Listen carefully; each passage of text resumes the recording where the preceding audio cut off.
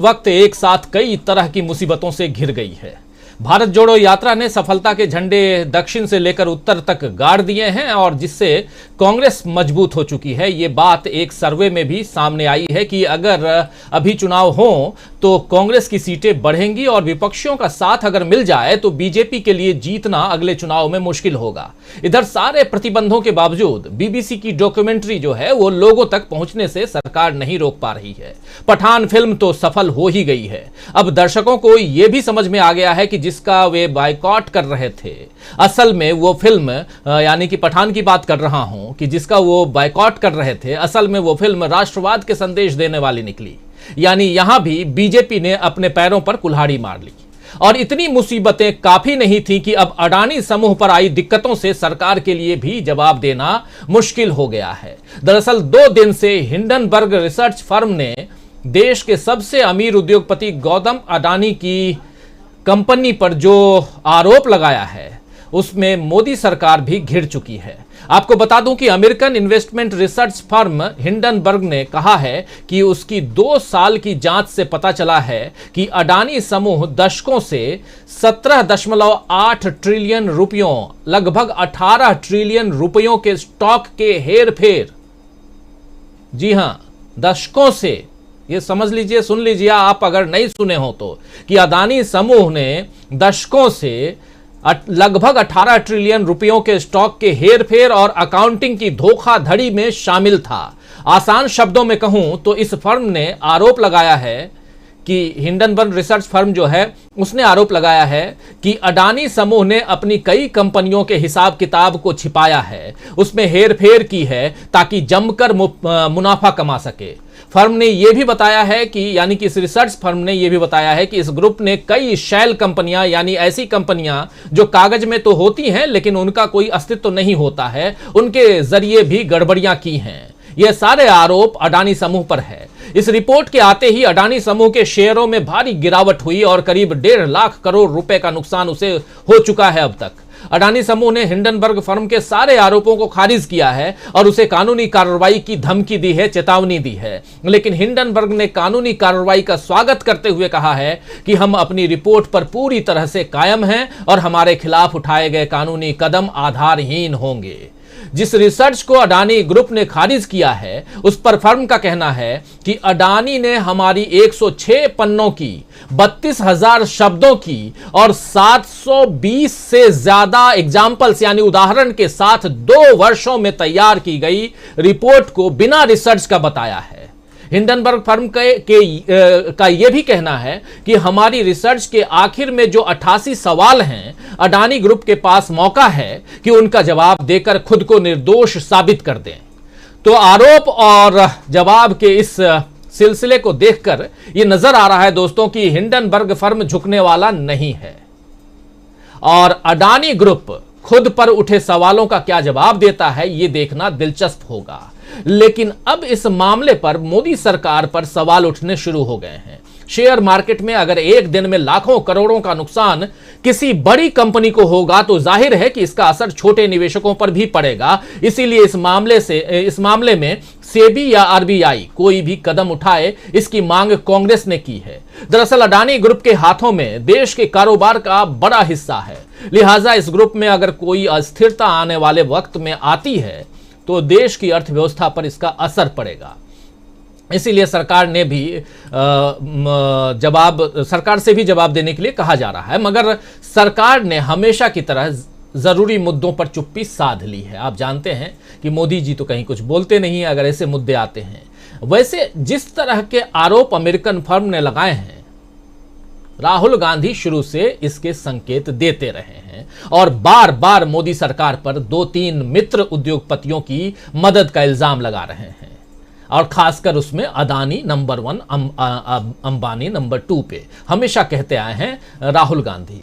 अब राहुल गांधी की बात सच दिख रही है और शायद जनता भी समझ रही है कि राहुल गांधी असल में कितने दूरदर्शी और समझदार नेता हैं। इसकी एक बानगी आज जम्मू कश्मीर में देखने को मिली, जहां बेहद सर्द मौसम में, जी हां, बर्फ गिर रही है वहां भी सैकड़ों की संख्या में जनसमूह राहुल गांधी को देखने के लिए इकट्ठा था। लेकिन इसी बीच सुरक्षा में कमी के कारण आज यात्रा को रोकनी पड़ी। इसे लेकर जम्मू कश्मीर के अनंतनाग में राहुल गांधी ने प्रेस कॉन्फ्रेंस की, या कहें प्रेस को संबोधित किया, सवाल नहीं लिए। राहुल गांधी ने कहा कि जिन पुलिसकर्मियों को भीड़ को काबू में करना था वो नहीं दिख रहे थे, ऐसे में पदयात्रा रोकनी पड़ी। राहुल गांधी ने क्या कुछ कहा है, आइए जरा सुन लेते हैं। इस प्रेस कॉन्फ्रेंस में अनंतनाग में बाहर बर्फबारी हो रही है, लेकिन यहां भी राहुल गांधी टी शर्ट में हैं और राहुल गांधी का साथ देने के लिए उमर अब्दुल्ला, नेशनल कॉन्फ्रेंस के लीडर, वो भी आए और वो भी टी शर्ट में थे। उन दोनों की तस्वीर आप देख रहे थे इस वक्त, लेकिन उससे पहले आप देखिए कि राहुल गांधी क्या कुछ कह रहे हैं, सुनिए जरा। आज काफी बड़ा रिसेप्शन यात्रा के शुरुआत में हुआ। टनल के बाद जो पुलिस अरेंजमेंट था वो बिल्कुल कोलैप्स कर गया, और जो पुलिस वाले क्राउड को कंट्रोल करते हैं, रस्सियों को मैनेज करते हैं, वो या चले गए या दिखे नहीं। तो मेरी जो सिक्योरिटी डिटेल थी, उन्होंने हमें कहा कि हमें आगे नहीं चलना चाहिए, इसलिए हम नहीं चल पाए। एडमिनिस्ट्रेशन की जिम्मेदारी है कि जो क्राउड कंट्रोल होता है, पुलिस का जो रोल होता है, उसको गारंटी करें। मुझे मालूम नहीं क्यों हुआ, बट कल और परसों ऐसा नहीं होना चाहिए। Thank you.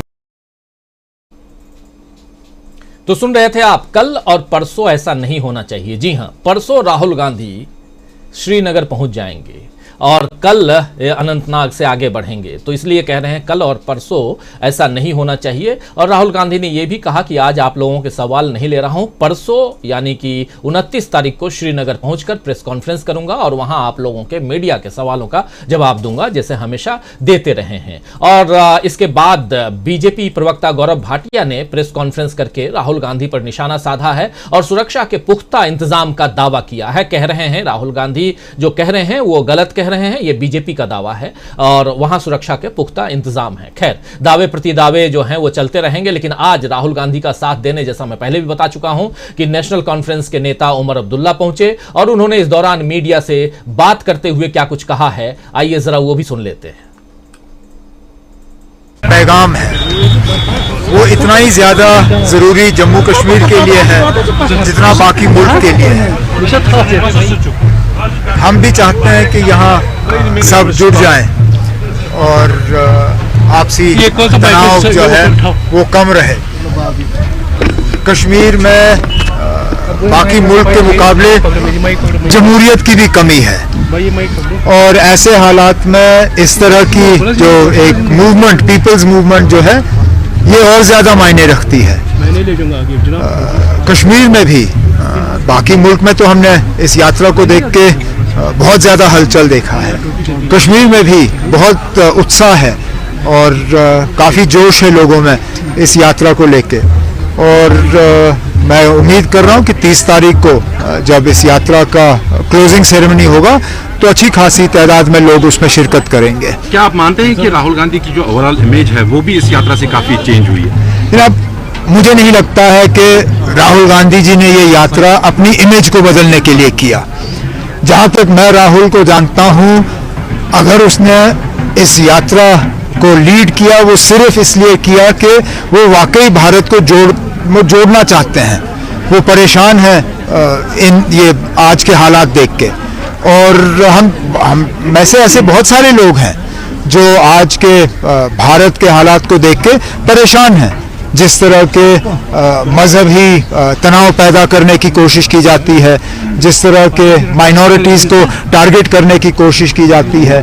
देखिए ना, इतना बड़ा मुल्क, इतनी बड़ी मुसलमान आबादी, लेकिन आज गवर्नमेंट के तरफ से, रूलिंग पार्टी के तरफ से एक भी मेंबर पार्लियामेंट मुसलमान नहीं है, लोकसभा में भी और राज्यसभा में भी।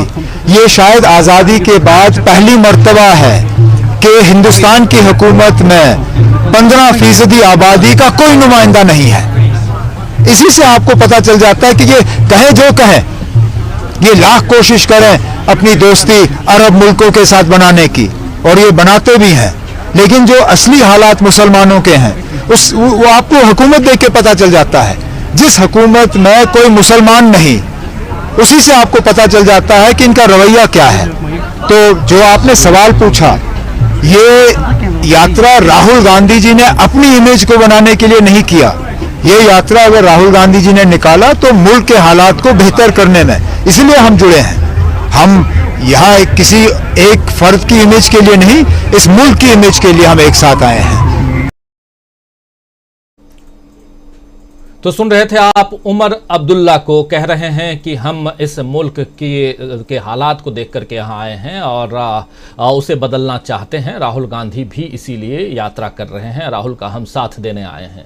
तो राहुल गांधी को जम्मू कश्मीर के सर्द मौसम में ज़बरदस्त प्रतिसाद मिल रहा है इस यात्रा का, और इस बीच अदानी साहब की मुसीबत कहीं मोदी सरकार और देश की मुसीबत न बन जाए, ये भी समझना होगा। आप देख रहे हैं स्क्रीन पर कि मुश्किल में कैसे है मोदी सरकार और मुश्किल में कैसे अदानी साहब हैं। ये हम पैरेलल चर्चा कर रहे हैं दोनों बातों की, और दोनों बातों की चर्चा, एक तरफ यात्रा और दूसरी तरफ अदानी, और यात्रा से अदानी का क्या संबंध है, ये अगर हम समझने की कोशिश इस पूरे कार्यक्रम के जरिए करेंगे दोस्तों। तो आइए दोस्तों चर्चा की शुरुआत करते हैं और समझने की कोशिश करते हैं कि क्या अदानी ग्रुप पर लगे इल्जामों का खामियाजा मोदी सरकार को भुगतना पड़ सकता है। क्या राहुल गांधी की बात एक बार फिर सच साबित हुई है, क्योंकि कोरोना के वक्त भी जो अंदेशे उन्होंने जतलाए थे, बाद में वो सारी समस्याएं देश को भुगतनी पड़ी। क्या 2024 के पहले इतनी सारी मुसीबतें मोदी सरकार के लिए खतरे की घंटी है। मोदी सरकार की बात इसलिए हम कर रहे हैं क्योंकि जब मोदी सरकार की बात होती है तो अदानी जी की बात खुद ब खुद होने लगती है, और जब अदानी जी की बात होती है तो कहीं ना कहीं राहुल गांधी याद आ जाते हैं, और राहुल गांधी जब याद आते हैं तो भारत जोड़ो यात्रा याद आती है जो सीधे चल रही है। कल से हम कश्मीर से आपको भारत जोड़ो यात्रा दिखाएंगे, लेकिन अभी चर्चा की शुरुआत करें। आइए हमारे साथ कुछ वरिष्ठ साथी जुड़े हुए हैं, उन सबसे आपका परिचय करवाऊं।